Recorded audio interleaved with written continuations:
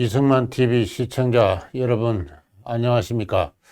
이영훈의 다시 찾는 조선 후기 21번째 시간입니다. 저는 조선 왕조가 어떠한 나라인가, 어떠한 국가 체제인가와 관련해서 지난 시간에 다음과 같은 그림을 제시한 적이 있습니다.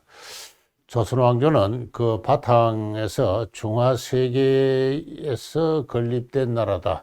스스로 소중하라고 자처한 그러한 나라다. 중화세계의 원리를 국가체제로 내부화한 그런 나라다. 이런 이야기를 했습니다.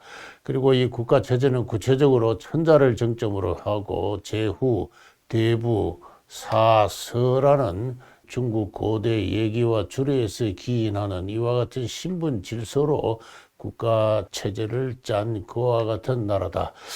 이와 같은 그 국가 체제에 있어서는 천자의 봉함을 받는 제후뿐만 아니라 대부 역시 조정의 양반관료 역시 중화세계의 대부를 자처함으로써 천자의 권위를 상호 경쟁적으로 다투는 그와 같은 관계에 있었으며, 그러한 관계로 위는 아래를 보호하고 그다음에 아래는 위를 섬기는 이와 같은 그 보호와 섬김의 원리가 취약한 가운데 국가체제 전체가 일종의 원심성, 발산성, 취약성을 지닌다. 천자의 권위가 절대적이었던 만큼 이 위계 자체는 불변적이었지만은 위계 상호 간의 관계는 대단히 그 자체 완결적이지 못한 그와 같은 특징을 지녔다. 이런 이야기를 했습니다. 이와 같은 나라가 19세기 후반에 이르러 제국주의 시대에 이르러 어떻게 되어 갈 것인가. 이것이 이제 오늘부터 한 3시간 동안 제가 말씀드리고자 하는 주제입니다. 바탕을 이루는 중화세계가 사라짐으로써 조선의 예의 국제적 위기로서 조선 왕조는 어떻게 되느냐. 그 문제의식에서 오늘의 제목은 분산하는 조선 왕조.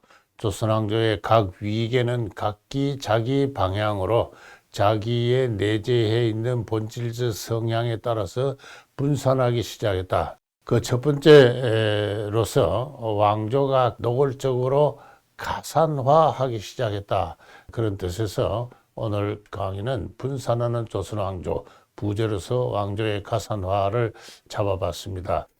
관련해서 저는 지난번에 다음과 같은 사료를 소개해 드린 적이 있습니다. 1792년에 국왕영조가 왕궁 뒤에 있는 대보단을 향해서 망배례를 행한 이후에 했던 그 신하들에게 내린 전교인데요. 오늘은 동방이 다시 지엄을 받은 날이다. 황제의 은혜를 잊을 수가 없다.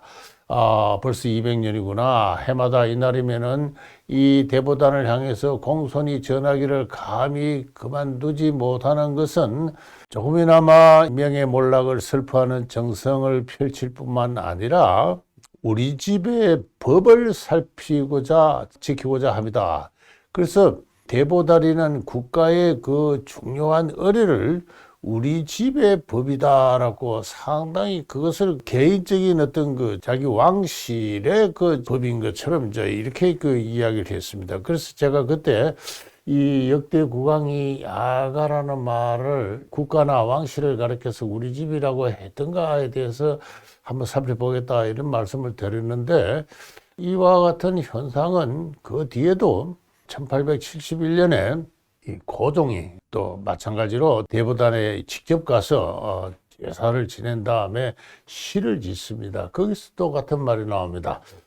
빛나는 황은 명나라 황제의 은혜가 몇백 년인가 제단에 절하고 제물을 올리면서 풍천의 감회를 느끼노라. 역사의 흥망성쇠의 그 비감함을 느낀다. 우리 집의 대의가 해처럼 빛나니 이 대보단의 제사를 지내는 것을 정조와 마찬가지로 우리 집에 올바른 큰 어려움이 이처럼 빛나니 이 길이 역사책에서 전하리라 하는 이와 같은 내용입니다. 그래서 저는 이것은 그 국왕이 한 나라의 그 제사 또는 왕실의 제사를 가지고 대부들이 사용하는 대부유가, 대부는 집을 가지죠. 제후유국, 제후는 국을 가집니다. 근데 이것이 이제 원래 법도인데 이 국왕이란 사람이 왕실을 가지고 아가라 하는 것이 언제부터 있어온 현상이냐 하는 궁금증이 있어서 지난 며칠간 조선왕조 실록을 검색해 보았습니다. 요새는 전부 이 컴퓨터로 디지털화 되어 있어서 참 예전 같으면 꿈도 못 꿀 이와 같은 사료 검색 작업을 지금 하루 이틀 만에 다 하게 되는데요.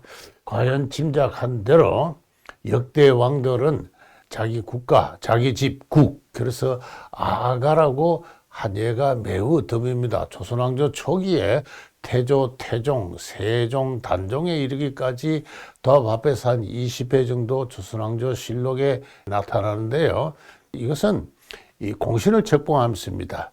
공신들이 죽을 때, 조선왕조를 건국할 때 공을 세운 그 공신들이 죽을 때 공신들에게 제문을 내려주면서 우리 집이 나라를 얻는데 아가가 덕국, 나라를 얻는데 너의 도움이 컸다. 자, 이런 식으로. 그래서 이었을 때 아가는 왕실이라든가 제후로서의 집, 국을 가리키는 말이 아니고 원래 왕이 되기 이전의 상태를 표현하는 그런 뜻으로 쓰입니다. 이후 15세기 후반, 16세기 전반에서 걸쳐서 17세기 말까지 뭐 다 합해서 도합 한 20회 미만의 그 긴 한 200년 이상에 걸쳐서 이 아가라는 말이 국왕에 의해서 언급이 되는데 이것은 매우 특별한 예를 들어서 왕의 즉위를 하면서 하늘이 우리 집안에 재앙을 내려가지고 먼저 선왕이 돌아가셨다. 이런 식으로 선왕과의 자기의 관계를 개인적으로 표현하는 매우 제한된 어떤 그 제사의 수준에서, 제문의 수준에서 또는 국왕으로 등극을 하면서 반포하는 어떤 그러한 그 교지의 수준에서 매우 드물게 아가라는 말을 쓰기 시작했습니다. 그러다가 이 18세기가 되면은 영조 때부터 이 국왕의 입에서 왕실이나 그다음에 국가를 가지고 우리 집이다라고 이야기하는 이 대부들이 사용하는 어떤 그런 용어가 나타나기 시작하는데요.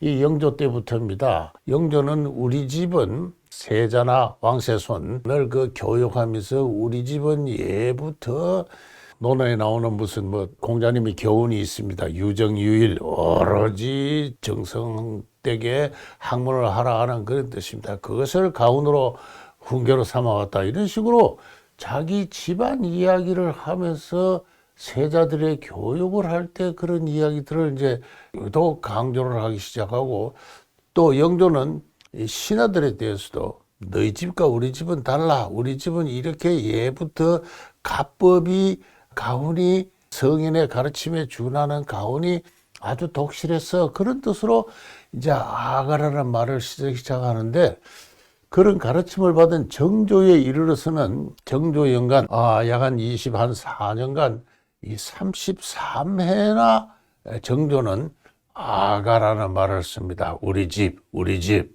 아까도 이야기했지만 대보단의 제사를 가지고 국의 나라의 제사로 생각하지 않고 우리 집의 제사다. 자, 이런 식으로 이야기를 했고 그 비슷한 용례로 우리 집의 가법이 얼마나 밝았던가. 자, 이런 식으로 이 국을 가와 동일시해서 이거를 혼용하고 있는 이런 관계입니다. 이 단순히 언어의 문제가 아니라 왕실이나 국 자체를 개인적인 가산으로 감각하는 그와 같은 그 의식이 점점 강화되고 있는 그와 같은 상태인데 정조 연간에 있어서 주목할 만한 매우 중요한 사실은 정조가 이 나라를 가지고 자주 아가 우리 집 하니까 어떤 신하가 왕에게 건의하면서 원래 우리나라의 법이 이래 했습니다. 이런 말을 하면서 아가 제도다. 그런 말을 또 하기 시작해요. 그래서 아가란 말이 단순히 국왕이 사용하는 말이 아니라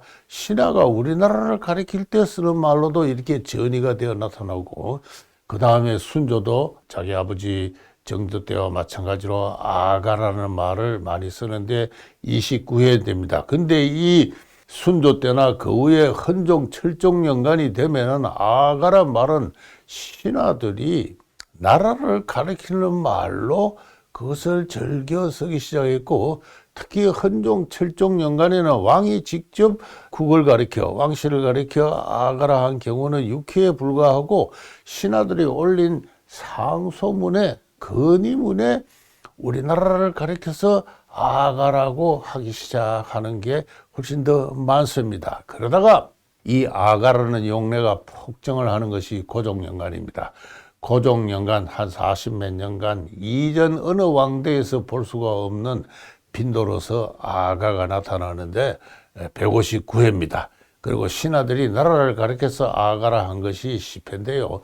이 고종 때에 이르러서 과연 아가라는 말이 이 나라를 대표하는 말로 이렇게 쓰이기 시작했습니다. 여기서는 고종 자신은 왕실뿐만 아니라 그의 원래 집, 국 자체를 개인의 가산으로 생각하는 그러한 그 의식의 전환이 매우 뚜렷해졌다. 이렇게 이야기를 할 수가 있습니다. 가장 대표적인 예 한 가지만 소개하면요. 1894년 6월 달에 소위 그 청일전쟁이 일어나기 직전에 일본군이 인천에 상륙해서 서울로 들어와서 경복궁을 점령을 하죠. 소규모 전투가 있었을 뿐입니다. 그러고 나서 그 오돌이라는 일본 공사를 고종이 접견하면서 두 사람의 나눈 대화가 실록에서 매우 드물게 그 대화의 내용 자체가 실록에 보고되고 있는데요. 일본 공사가 하는 말이 지금부터 개화하면 양국의 교린이 이전보다 훨씬 돈독해질 것입니다. 일본이 주도가 되어서 지금부터 이제 조선의 개화를 추진하겠다. 이렇게 하니까 고종이 두 나라가 한 나라처럼 보고 교린의 의를 닦으면 실로 서로 덕이 될 것이다. 좋습니다.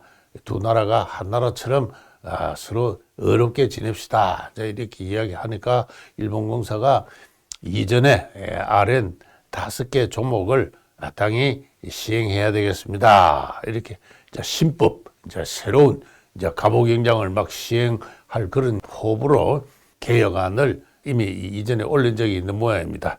그러니까 그거 빨리 시행해야 됩니다. 이렇게 하니까 고종이 우리 집에 내려온 오랜 법과 제도가 있는데 우리나라라고 위에서는 나라라고 했죠. 근데 여기서는 말버릇이 나옵니다. 우리 집에 내려온 오랜 법과 제도가 있다. 뭐 당신이 새롭게 5개를 신법을 시행하려고 하는데 우리 집에도 옛날부터 내려온 법과 제도가 있는데 그 5개 조목은 또한 좋구나. 이런 대답을 합니다. 여기서 대화가 끝이 나는데요. 여기서 보듯이 고종은 일상 대화에서도 내 나라, 우리 조선이라는 왕조, 그로 대표되는 하나의 국, 나라를 우리 집 이렇게 이야기를 했습니다. 여기서 고종이 이전과 상이한 수준의 어떤 그 왕조를 자기의 개인적인 가산으로 생각하는 그 의식이 매우 뚜렷했다는 것을 알 수가 있습니다. 왜 그랬을까요? 그건 뭐 쉽게 생각할 수 있습니다. 왕조의 바탕을 이루는 중화세계가 붕괴를 하기 시작했습니다. 자기를 제후로 국왕으로 임명해준 천자의 권위가 흔들거리고 자기를 보호해 주지 못하기 때문에 그렇습니다. 제후로서 국왕으로서의 지위를 보수하고 강화하기 위해서는 뭔가 좀 더 강력한 어떤 가산의식으로 챙겨야 될 필요가 있었기 때문에 그런 게 아닌가. 이 고종연간에 159회나 아가 용례가 실내에서 매우 특출하게 빈번하게 관찰되는 것은 조정의 그 왕실의 그 이전의 헌종이라든가 그다음에는 철종이라든가 그 후비들이 있었습니다. 그 후비들에 대해서 존호를 올리면서 계속 왕실을 일반 대부의 가와 상회한 어떤 수준으로 올리면서 우리 집 이런 말을 많이 쓰기 때문에 그러한데요. 이렇게 고종 스스로가 그 나라와 그 왕실을 아가라고 하게 된 데는 말씀은 대부적 감각으로 그걸 호칭을 하게 된 거는 바로 또 하나의 그 증거로서 들 수 있는 것은 왕국 내에 이 창경궁 내에 이 창덕궁 내에 일반 이 사대부가의 집을 이렇게 건축을 했다는 것입니다. 이 창덕궁의 영경당입니다. 이 영경당의 유래는 뭐 그 위에 헌정영광까지 올라간다고 합니다만은 이렇게 일반 사가 왕궁 밖에 일반 그 양반가의 집안의 모양을 왕궁 안에 짓는 것. 나도 교양 있는 공자님의 가르침을 받드는 선비의 가문이다 하는 이제 그와 같은 의식입니다. 선비의 가문으로서 내가 너희들한테 도덕적으로나 윤리적으로 질 바가 없다 하는 이와 같은 어떤 그 왕의 위세를 드러내기 위해서 왕궁 안에 오히려 대부들의 집을 짓는 이제 이와 같은 현상으로 나타나기도 했습니다. 이 고종과 그의 민왕후가 하나의 나라를 왕실을 자기의 가산으로 간주하고 그렇게 경영하기 시작한 어떤 가장 뚜렷한 사례를 저는 제 개인적인 연구를 통해서 밝힌 적이 있습니다만 바로 화폐 동전의 발행입니다. 이 1882년부터 고종은 당호전을 발행하기 시작했어요. 당호전의 발행은 그 민비와 그의 척족 세력이 주도가 됐는데 이 강화도나 평양 등에서 당호전을 발행을 해서 이것을 왕실 살림살이의 경비로 지출했습니다.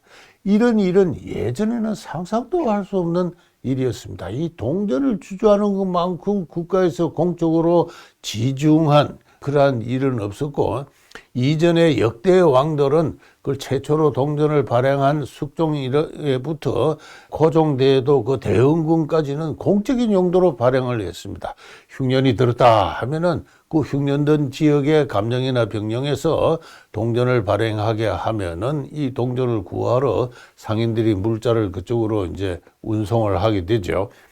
이렇게 해서 그 흉년이 든 지역을 구제하는 이와 같은 용도로 동전이 공적인 용도로 발행되었고 대흥군 자신도 동전을 발행하면서 왕궁을 짓는다든가 또는 각 지방에서 이미 무너진 그 사창제도, 곡식 저장제도를 부활하면서 대규모 동전을 찍어서 각 지방의 면에 내려준 적이 있습니다만 그러나 이게 고종과 그의 민비가 집권한 이래로 한 10년이 지나서 발행하기 시작한 이 당호전부터는 완전히 왕실의 개인 살림살이 용도로 지출하기 시작을 했다는 것입니다. 주도한 것이 그 민왕후인데요.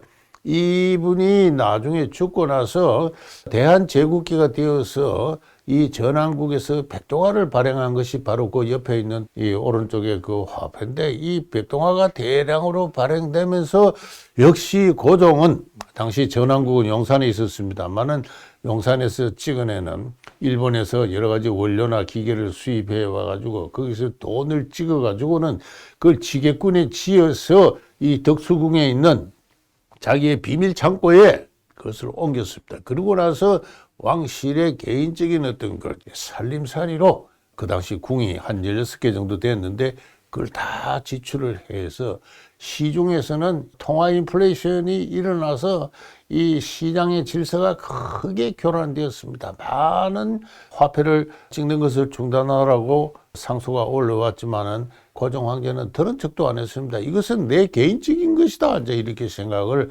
했던 것이죠. 이 고종 황제가 또 이전 역대 왕에서 볼 수 없는 어떤 행위를 한 것은 저는 매간매직입니다. 전국에 지방간 자리가 한 300개 정도 되죠. 이 300개 정도는 각 거울의 수령이라든가 또는 감령, 병령의 자리 또는 뭐 중앙의 내직도 경우에 따라서 마찬가지입니다만은 이것을 사고 팔았습니다. 관직을 사고 팔았어요.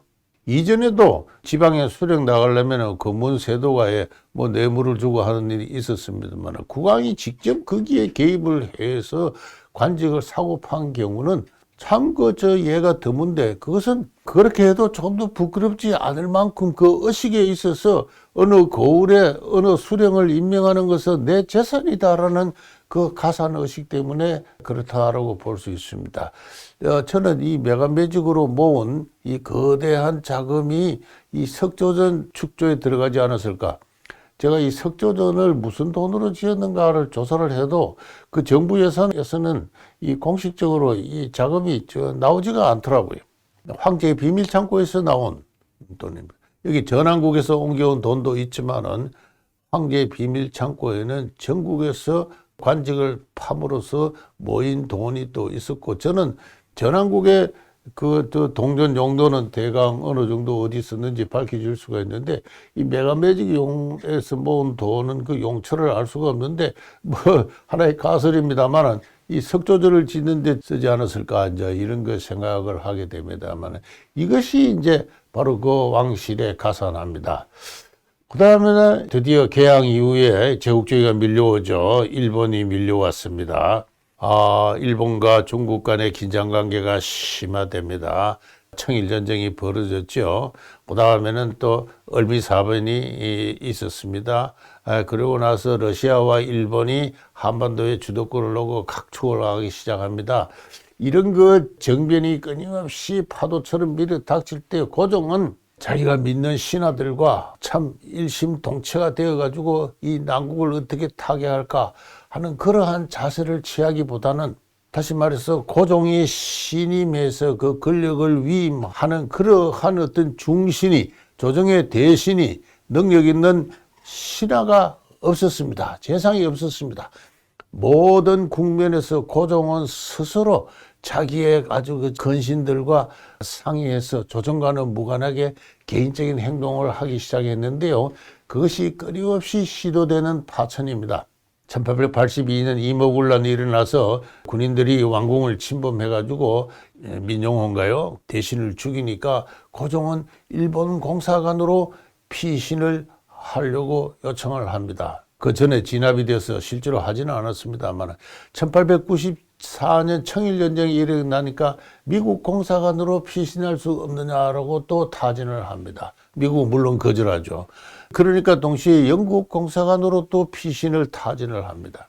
1896년 2월 달에는 드디어 그 유명한 아간 파천이 있었습니다. 러시아 공사관으로 왕이 옮겨갔는데 이건 성공한 파천입니다.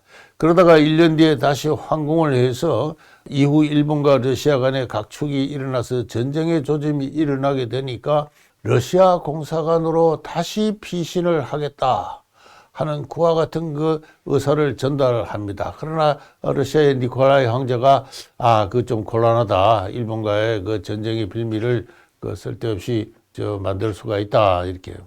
러시아 공사관으로 피신이 좌절이 돼서 영국 공사관으로 또 피신을 하겠다고 타전을 했지만 또 거절을 당합니다. 그러자 시중에서는 프랑스 공사관으로 불관 파천을 할 것이다라는 소문이 돌았는데 이것이 사료로서는 확인되지 않습니다. 1905년 1월 달에는 알렌 공사에게 미국 공사관으로 파천을 피신을 할 수 없느냐 요청을 했고 알렌 공사는 단호히 거절을 합니다. 국왕이 담장을 넘어 들어오더라도 쫓아내겠다 이렇게까지 이야기를 했죠. 이 끊임없이 그의 일족들과 그쪽 왕실의 개인적인 어떤 안전이 고종이 지속적으로 추구한 이 파천의 시도에서 나타났습니다. 이 신하들과 백성들과 힘을 합쳐서 거국적으로 부국강병을 추구해서 외국으로부터의 위협을 맞서겠다 하는 이와 같은 어떤 군왕으로서의 모습은 볼 수가 없었습니다. 조선왕조 초기에 왕들이 보였던 그와 같은 모습은 고종에게는 찾아볼 수가 없습니다. 그러면서 고종은 새로운 종주국을 자기를 보호해줬던 어떤 그 책봉한 천자가 있습니다. 근데 이 천자가 자기를 더 이상 보호할 수뿐만 아니라 어떨 때는 왕을 갈아치우려 그러기도 했죠. 바로 러시아의 관계 때문에 그렇습니다. 고종은 무슨 이유인지 1884년에 러시아와 통상조약을 체결한 뒤에 러시아와 밀약을 체결합니다. 그렇게 해서 러시아와 연합군을 결성하자는, 이게 당시 멜렌드로프라는 그 외교 교문의 사주에 의한 것으로 아는데요. 이렇게 되자 영국이 이제 거문들을 점령을 해서 국제정세가 이제 아주 심각하게 돌아가게 되죠. 그렇게 해서 영국의 거문도 점령으로 이 좌절이 됐다가 1886년에 다시 제2차 조르 밀약을 체결하고 조르 연합군의 결성을 추진하려고 하자 중국이 청이 이 고종의 쫓아내려고 그럽니다. 그러면서 왕실의 다른 왕자를 왕으로 세우려고 이렇게 하는 것이죠. 고종이 무엇 때문에 이렇게 가볍게 러시아를 끌어들이려고 했는가?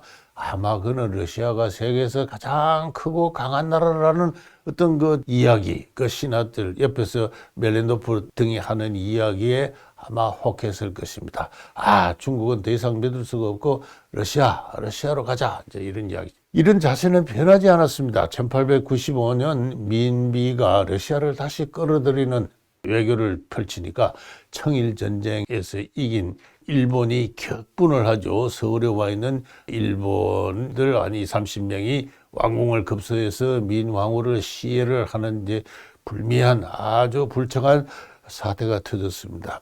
그러자 고종은 러시아 공사관으로 아간 파천을 한 다음에 러시아 니콜라이 2세가 즉위를 할 때 그 특사 민영안을 보내가지고 보호를 요청을 합니다. 일본을 좀 꾸짖어 주시고 나를 좀 보호해 주십시오. 자, 이렇게 이야기하죠. 거기에 용해서 니콜라이 황제는 2차례의 교관단을 파견하고 파견되어 온 교관단의 사령관은 러시아와 합작해서 대규모 연합군을 결성할 그런 계획까지도 세우기도 했던 것이죠. 1904년에 러일 전쟁이 벌어지니까 고종은 형식적으로는 일본을 도울 수밖에 없었습니다. 일본군이 이미 상륙을 해서 서울을 장악하고 있을 뿐만 아니라 한일 의정서를 맺어서 러시아의 전쟁을 돕는 여러 가지 편의를 제공하고 있었지만은 내심으로는 러시아가 승리를 하기를 바랐고 고종의 근신으로서 김인수란 사람은 이 왕실을 나와서 러시아로 가서 러시아군에 입대를 해서 러시아 장교로서 이 동북지역, 이 두만강, 함경도 일대에서 일본군과 전쟁을 벌이기도 했습니다. 고종은 비공식적으로 러시아를 지지를 했고 그리고 고종의 척근들이나 그다음에 함경도의 관찰사 등이 친러 항일 의원군을 조직해서 활동하는 것을 지원을 했습니다. 그러다가 드디어 나라가 일본의 보호국이 된 다음에는 1907년에 러시아 니콜라이 황제의 권유를 받아서 이 니콜라이는 만국평화회의를 그가 주체적으로 주도를 하면서 대한제국의 황제가 사실을 보내서 일본의 조선보호국이 부당함을 호소하는 것이 만주에 대한 러시아의 권리를 일본과 협상하는 데 있어서 유리한 어떤 그 덕책으로 생각했고 그렇게 권유를 했습니다. 그렇게 해서 니콜라이 권유로 해외의 밀사를 파견하고 동시에 끊임없이 러시아로 탈출을 할 수 있는가 이런 생각을 했습니다. 고종의 이 외교 정책은 새로운 종주국, 자기를 보호할 강한 나라 러시아를 향해서 끊임없이 보호를 요청하고 무려 30여 차례나 니콜라이 황제에게 친서를 보냈고 했던 니콜라이 황제는 고종 황제를 어여삐 여기면서 불쌍하게 여기면서 동시에 그의 러시아의 국익을 추구했던 것이 고종의 외교였고 그것은 어떠한 그 조정의 대신과 또는 시중의 여론과 국가의 이익을 추구하는 것이 아니라 오로지 왕실의 안전과 존속을 위한 그러한 것이었는데 그의 외교는 결국 실패하지는 않았다. 결국 일본의 황실의 일부로 조선 왕실이 편입되고 말았죠. 그것은 고종이 그토록 추구했던 왕실의 존안, 존속과 안녕에 이와 같은 그 지속적인 노력을 벌인 결과 일본으로서부터는 그와 같은 혜택을 부여하면서 조선을 병합했다 이렇게 이야기를 할 수 있습니다. 이전에 소개한 적이 있습니다만 이 보여드리는 것은 일본 황실을 구성하고 있는 20개의 군가와 공가가 있는데요. 22개입니다. 제가 잘못 썼습니다. 이 22개 중에서 3개가 조선의 왕가와 조선의 공가입니다. 나중에 1910년에 나라가 병합이 될 때 당시 순종을 중심으로 한 그의 가족은 이 왕가를 구성했고 그 다음에 고종은 이 태왕이 됐는데 고종의 2 아들과 손자는 공가가 되었습니다. 이것은 일본의 황족에 준하는 신분이었습니다. 이 보여드리는 문장 가운데 마지막 3개가 조선의 2왕가 그리고 조선의 2 공가 이게 일본 황실에 편입되어서 일본으로부터 아주 우대의 대우를 받으면서 이 종묘사직의 제사는 1945년 8월까지도 지속이 되었습니다. 왕조의 본질은 종묘사직입니다. 종묘사직을 보존하시옵소서. 나중에 이완용이라는 사람이 병합조약을 추진하면서 이 왕을 설득한 것은 종묘사직을 보존하시옵소서. 종묘에 모시진 역대 왕들의 신의에 대한 제사를 끊이지 않고 역대 왕령의 혼령을 받드는 것이 왕조의 본질입니다. 그러한 고대 국가의 어떤 관념, 이 그대로 조선 왕실이 이 중화세계 위에서 500년 동안 지속해 오다가 그것이 위기에 처하게 되자 더없이 두드러진 가산의식으로 나타났고, 드디어 왕실이 일본의 나라를 넘기면서 왕실만큼은 그 본질을 이루는 종묘사직을 보존하는 데 성공을 했고, 그렇게 해서 조선의 그 순종은 이왕으로 되었고, 동생 세제 영친왕은 1926년에 제2대 이왕으로서 왕직을 서방을 하죠.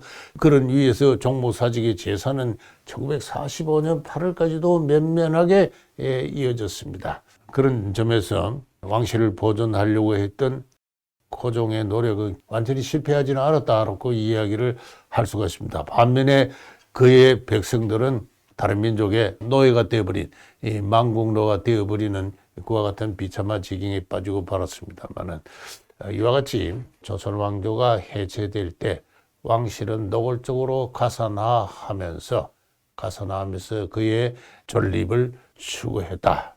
소위 말해서 서유럽적인 의미의 그러한 근대 국가적 양상은 전혀 찾을 수 없는 것이고, 철저하게 그 정치 감각에 있어서는 고대 왕조의 그것에 준하는 것이었다. 바로 그런 이야기가 되겠습니다. 다음에는 그 제후 밑에 있던 대부들, 조정의 관료들, 전국의 양반, 치자, 신분들이 어떻게 했는가, 그걸 또 말씀드리도록 하겠습니다. 경청해 주셔서 대단히 감사합니다.